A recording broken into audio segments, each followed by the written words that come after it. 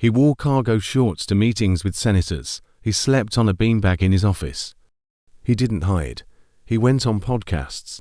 And the wildest part, some people still believed him. Welcome to BizLoft, Stanford University, 1992. On the manicured lawns of one of America's most elite institutions, two law professors welcomed their second child. Joseph Bankman taught tax law. Barbara Fried specialized in legal ethics. Yes, ethics. We'll come back to that. Their son Samuel grew up in a house where dinner conversations revolved around utilitarian philosophy, effective altruism, and the mathematical frameworks for doing the most good in the world. While other kids debated Marvel versus DC, young Sam was calculating expected value equations. He was brilliant, obviously, but more importantly, he was convinced he was right about everything. At the Crystal Springs Uplands School, a private institution where annual tuition exceeded most Americans' monthly salary, Sam developed a reputation, not as a socialite, not as an athlete, as the kid who would argue with teachers, not out of disrespect, but because he genuinely believed he'd found errors in their logic. Sometimes he had. By the time he enrolled at MIT in 2010, Sam Bankman-Fried had developed a worldview that would define everything that came next. It was called effective altruism. The concept was simple but radical. Earning money isn't just acceptable. It's a moral imperative, as long as you give most of it away to causes that maximize human welfare. But here's where it got interesting. The philosophy also embraced something called earning to give. Translation: if you can make $1 billion and donate 99% of it, you've done more good than 1,000 people working at non-profits. For Sam, this wasn't just a belief system. It was a permission slip. He studied physics at MIT, that numbers were his real love. Not physical constants or quantum mechanics, probabilities, expected values, the mathematics of risk. After graduation, he landed a job at Jane Street Capital, one of the most secretive and profitable trading firms on Wall Street. They didn't advertise. They didn't give interviews. They just made money, billions of it, through algorithmic trading that most humans couldn't comprehend. And risk is just another variable in an equation. He was living the earning to give philosophy to its fullest, making a fortune. But for someone who believed in maximizing impact, Wall Street started to feel small. The traditional markets were too regulated, too efficient. The real Wild West, the place where fortunes could be made almost overnight, was somewhere else entirely. It was a new, unregulated digital frontier called cryptocurrency. In 2017, Sam looked at the crypto market and saw not just an opportunity, but what he believed was his destiny. He saw arbitrage opportunities, price differences between exchanges, that were so massive they seemed like typos. To him, this wasn't just about making more money. It was about scaling his mission. More money meant more good, right? So, he packed his bags, left the prestige of Wall Street behind, and set out to build his own empire. He founded Alameda Research, a crypto trading firm designed to exploit these inefficiencies. The goal wasn't just to get rich. The stated goal was to get rich for the good of humanity. Alameda was a money-printing machine. It took huge, aggressive risks, fueled by Sam's unshakable confidence in his own calculations. They borrowed heavily, jumping into trades that would make traditional financiers break out in a cold sweat. But it worked. The profits were astronomical. It seemed like Sam had cracked the code, not just to finance, but to morality itself. He was proving that you could be greedy for a good cause. With Alameda's success as his launchpad, he was ready for his next act. He wanted to build something for everyone, not just for the elite traders. He envisioned a crypto exchange that was user-friendly, safe, and trustworthy. An exchange that would bring crypto to the masses. And in 2019, he launched it. He called it FTX. It was branded as the future of finance, a platform built by a visionary who wanted to save the world. Celebrities flocked to endorse it. Stadiums were renamed, and Sam Bankman-Fried, the boy who debated philosophy at the dinner table, became the benevolent king of crypto. The problem is, when you build a kingdom on a philosophy that justifies any means for a supposedly noble end, the foundations might not be as solid as they appear.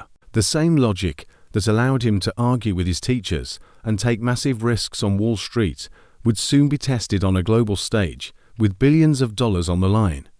And the world was about to find out what happens when effective altruism collides with human nature.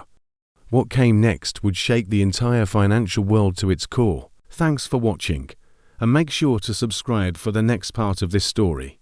Sam fit right in. At Jane Street, he learned how markets actually worked. Not the textbook version, the real version. How arbitrage opportunities appeared and vanished in milliseconds. How the right algorithm could extract profit from chaos.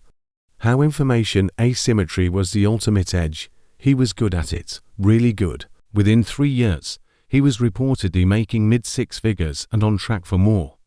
He had job security, prestige, a clear path to conventional success, but conventional wasn't the point. In 2017, Sam discovered something that would change everything: a gap between cryptocurrency prices in different markets.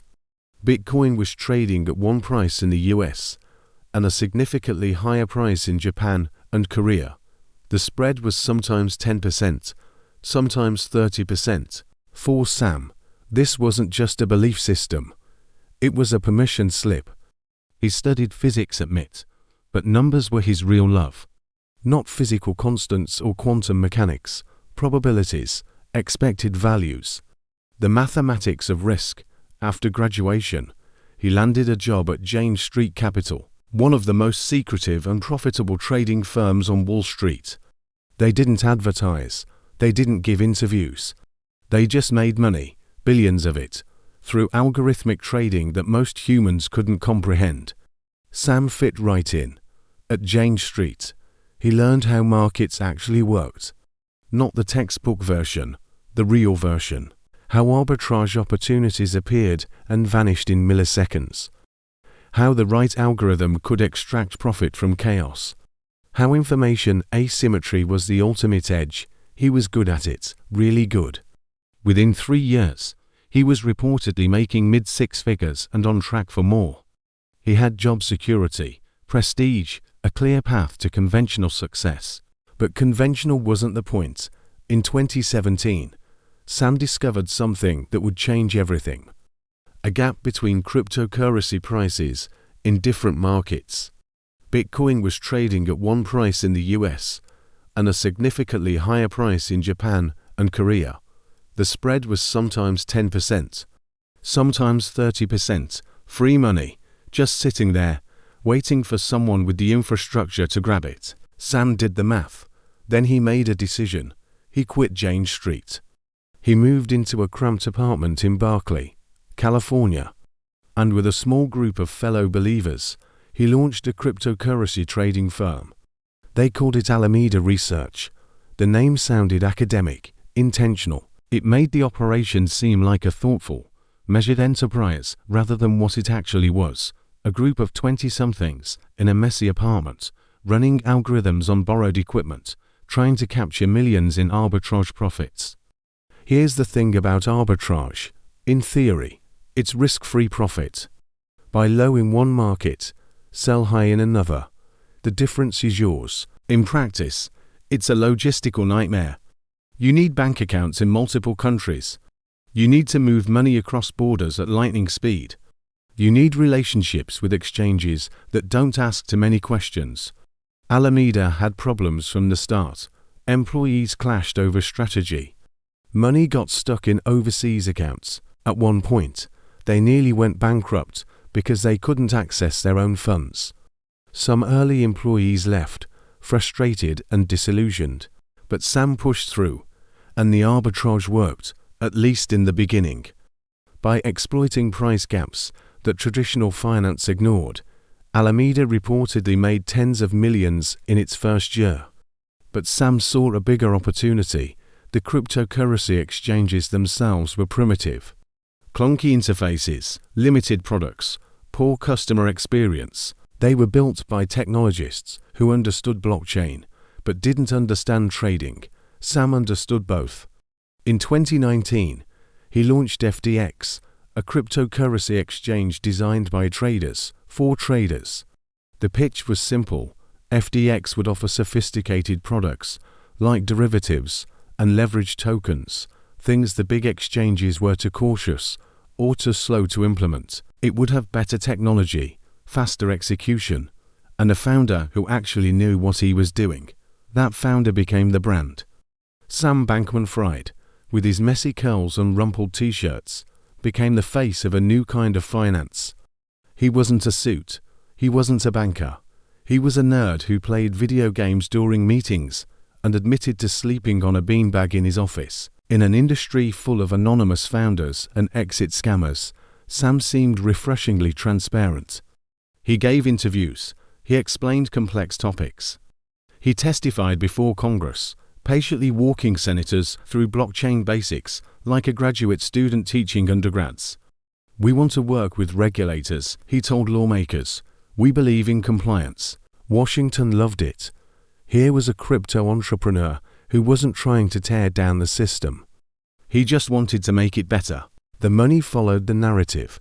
In 2021, FTX raised $900 million from some of the most respected investors in the world. Sequoia Capital, SoftBank, Tiger Global.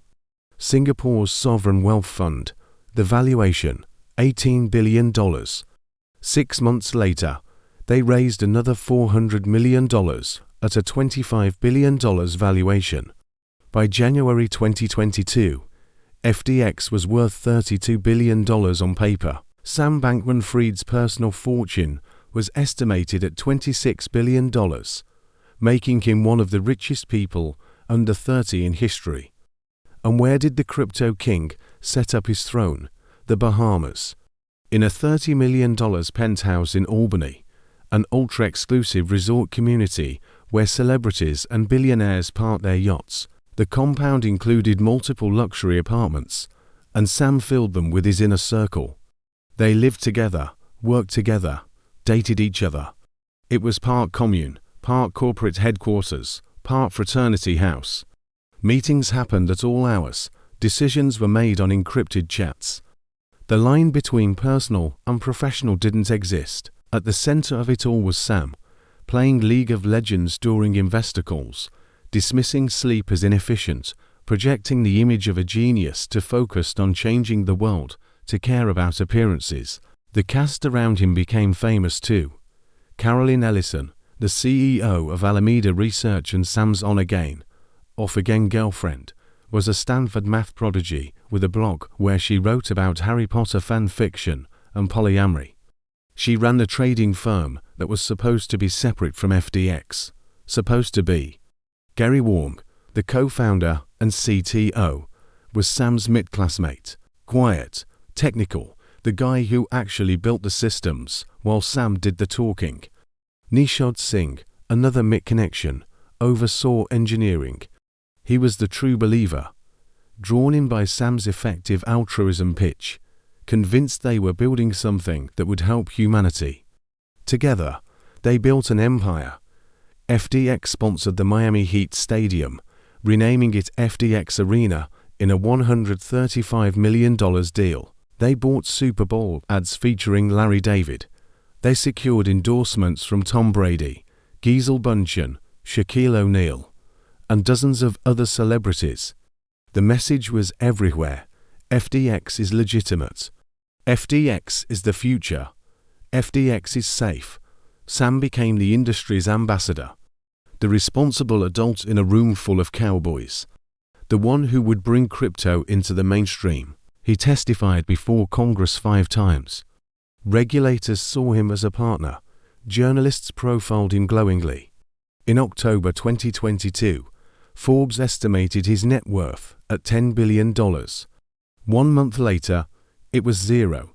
The first public crack appeared on November 2, 2022. CoinDesk, a cryptocurrency news outlet, published an article with a dry headline that would trigger one of the largest financial collapses in history. They had obtained Alameda Research's balance sheet. What they found was alarming. Alameda's assets weren't diversified across stable investments. Instead, a huge portion was held in FDT, the token that FTX had created and controlled. In other words, Sam's trading firm was betting heavily on a token that Sam's exchange had invented. The value of FDT depended entirely on confidence in FTX. If that confidence wavered, Alameda's entire balance sheet could evaporate. It was like a bank whose primary asset was its own stock. The article raised questions, but it might have blown over. Crypto Twitter debated. Analysts speculated. Life went on. Then Changpeng Zhao decided to pour gasoline on the fire. Known as CZ, he was the founder of Binance, the world's largest cryptocurrency exchange, and FTX's biggest competitor.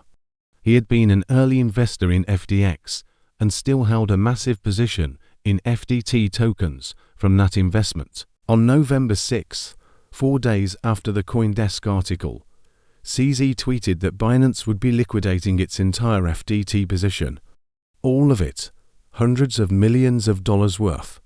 "We won't support people who lobby against other industry players behind their backs," he wrote. The message was clear. Something was wrong at FTX, and Binance was getting out. Within hours, customers started withdrawing their funds. Slowly at first, then faster.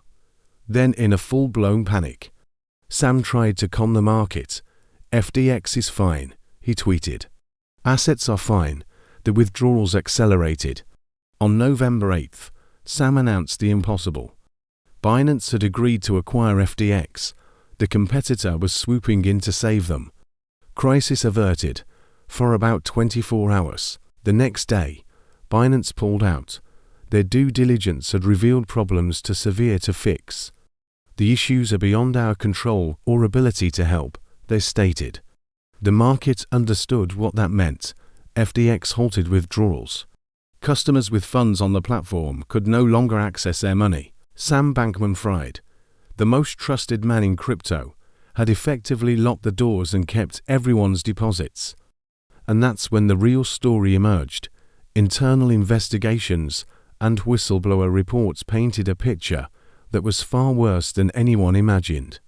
FTX and Alameda, which were supposed to be separate companies with independent operations, had been entangled all along.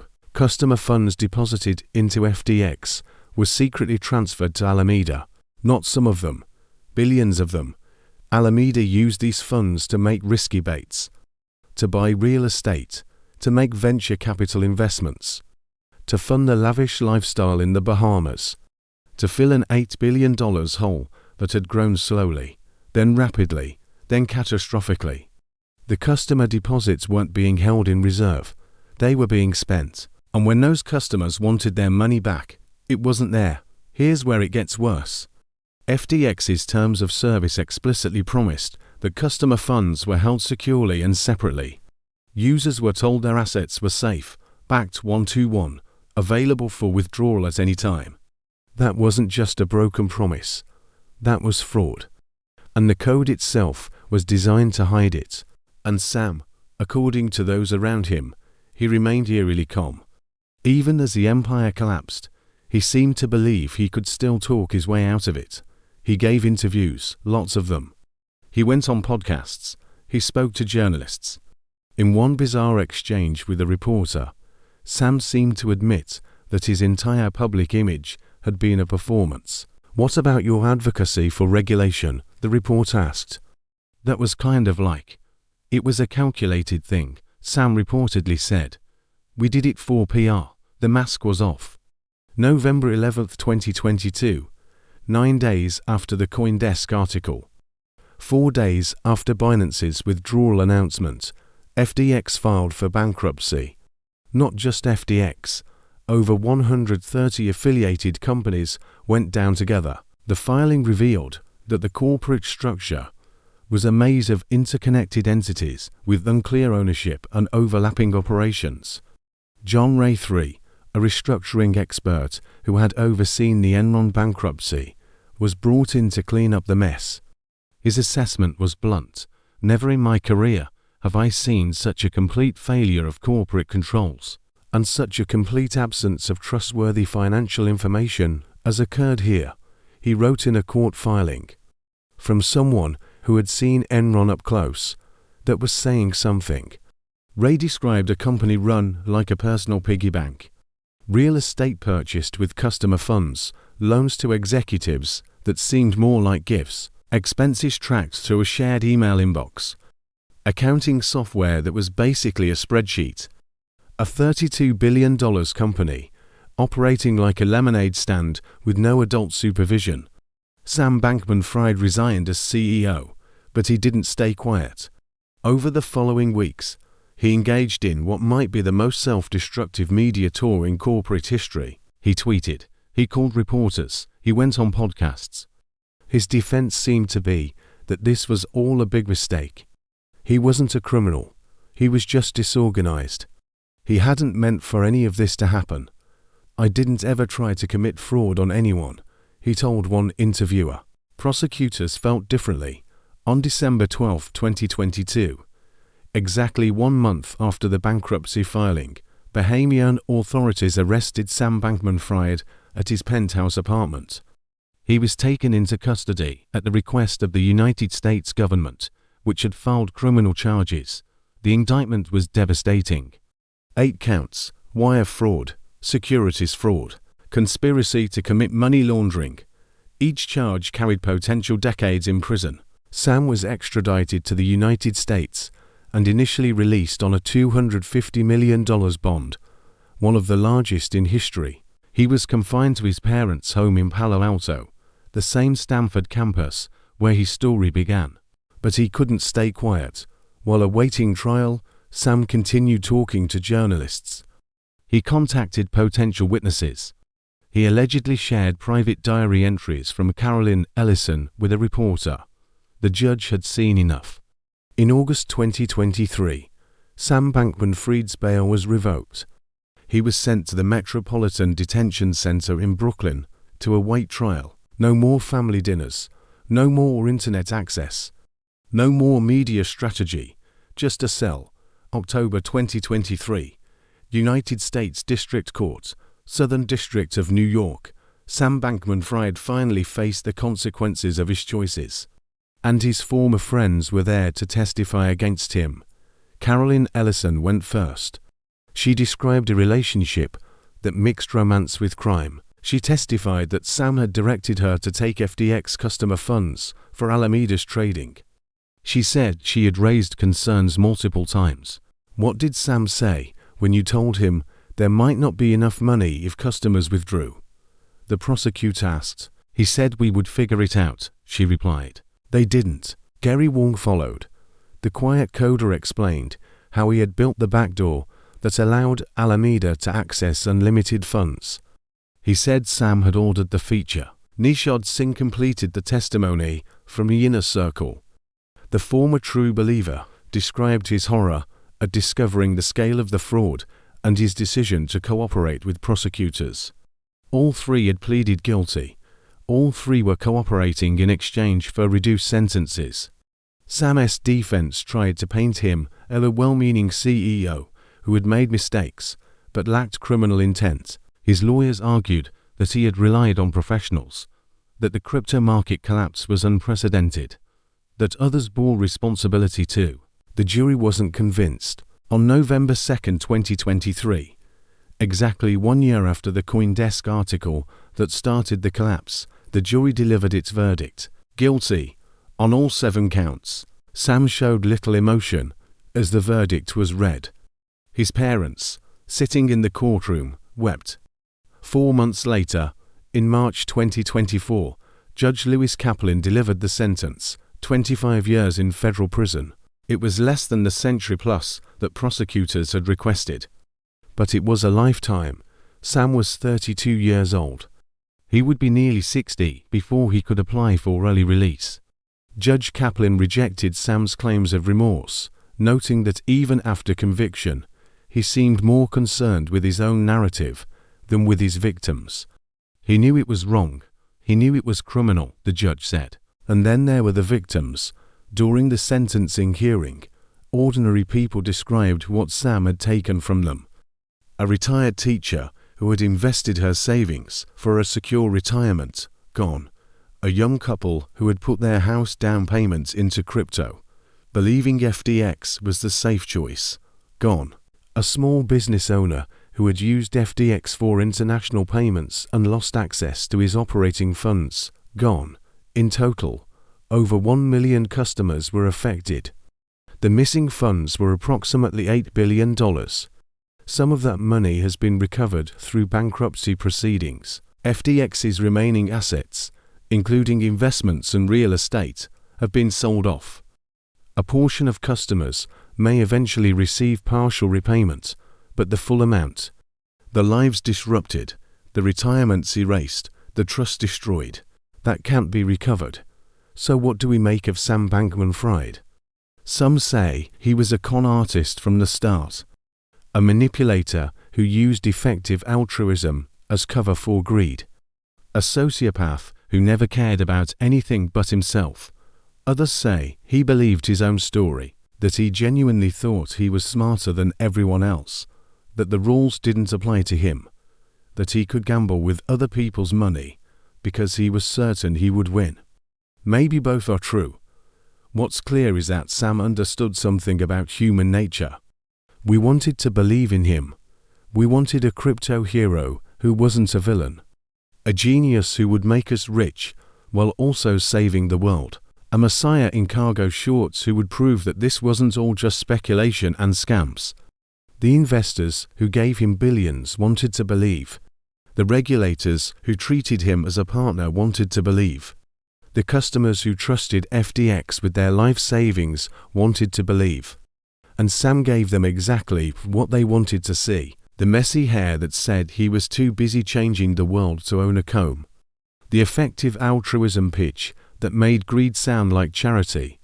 The congressional testimony that made regulators feel respected instead of threatened. It was a performance. He admitted as much. Sam Bankman-Fried, the boy genius of crypto. He wore shorts and a t-shirt to meet with world leaders. He played video games during multi-million-dollar deals. He promised to give away his billions to save the world. We all saw the headlines, the magazine covers, the endless interviews. He was the friendly, nerdy face of a revolution that was going to change finance forever. He wasn't just building an exchange. He was building a better future, and billions of dollars poured in. From seasoned venture capitalists to everyday people who just wanted a piece of the crypto dream. Everyone wanted in on the SBF story. It was a story about genius, about philanthropy, about a new kind of capitalism. It was a story we all desperately wanted to believe. But here's the uncomfortable question. Would we have listened if he had been honest? If Sam Bankman-Fried had walked into a room and said, "I am running a crypto exchange that might secretly lend your deposits to a risky trading firm I also control, and if our baits go wrong, they lose everything," would anyone have given him a single dollar? Of course not. It's a ridiculous proposition. So he didn't say that. He told a different story, a better story. A story about risk management, world-class technology, and a commitment to making the world a better place. And we bought it. We bought it hook, line, and sinker. Why? It's easy to look back now and call everyone who trusted him a fool, but it's more complicated than that. We didn't buy his story because we're stupid. We bought it because we wanted to. The fantasy he was selling was so much more appealing than the tedious work of due diligence. Who wants to read through complex terms of service when you can just believe in the genius with the messy hair who is going to make you rich while saving the pandas? The dream of getting in early on the next big thing, of changing your life with one smart bet, is incredibly powerful. It's a siren song that has lured people for centuries. SBF just composed the latest version. He understood that we don't just invest our money, we invest our hopes. He wasn't just selling a token, he was selling a ticket to a brighter future. And the price of admission was simply to believe. Now, Sam Bankman-Fried is in prison, He'll spend decades paying for the spectacular collapse of his empire and the trust he shattered. The courts have delivered their verdict, but has anything really changed? The conditions that created him, our desire for easy answers, our fascination with charismatic saviors, our hunger for get-rich-quick stories are all still there. They're part of our culture, which means there will be another Messiah, another prodigy who seems too good to be true, another opportunity that promises everything and delivers nothing but heartbreak. And when that moment comes, when the next charismatic founder is on every podcast and magazine cover, here's the only question worth asking. Do you want to believe? Or do you want to verify? Because the next Sam Bankman-Fried is already out there, somewhere, right now. He's rehearsing his lines. He's crafting his public image. He's perfecting his story. He's waiting for you to suspend your disbelief. He's waiting for you to trust him. The question is, will you? If this story made you think twice about where you put your trust, you're not alone. Like and subscribe to BizLoft for more stories about the deals, the scams, and the dreamers who shaped our world. Because in business, the story they tell you is never the whole story. Thanks for watching.